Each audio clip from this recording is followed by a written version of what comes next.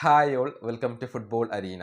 ഇന്ന് ബ്രസീലിയൻ ലീഗിൽ നടന്ന മത്സരത്തിൽ വിജയം സ്വന്തമാക്കാൻ നെയ്മറുടെ ക്ലബ്ബായ സാന്റോസിന് കഴിഞ്ഞിട്ടുണ്ട്.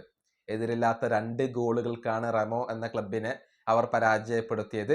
മത്സരത്തിൽ മികച്ച പ്രകടനം നെയ്മർ നടത്തിയിട്ടുണ്ട്. ഒരു കിടിലൻ അസിസ്റ്റ് അദ്ദേഹം സ്വന്തമാക്കിയിട്ടുണ്ട്.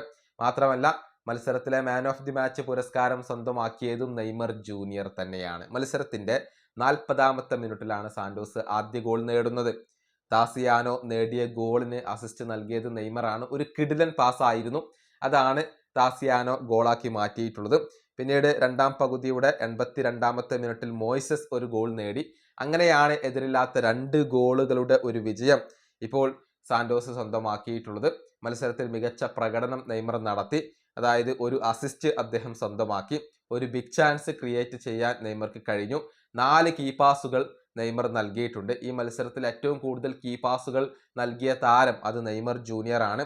17 ഡുവലുകളിൽ 9 ഡുവലുകൾ അദ്ദേഹം വിജയിച്ചു. ഒരുപാട് ഫൗളുകൾ നെയ്മർക്ക് നേരിടേണ്ടി വന്നു. 7 ഫൗളുകളാണ് നെയ്മർ സഫർ ചെയ്തത്.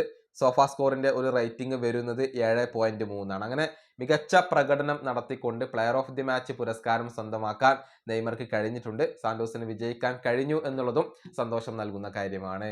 ഈ വീഡിയോ അവസാനിപ്പിക്കുന്നു. അടുത്തൊരു വീണ്ടും കാണാം.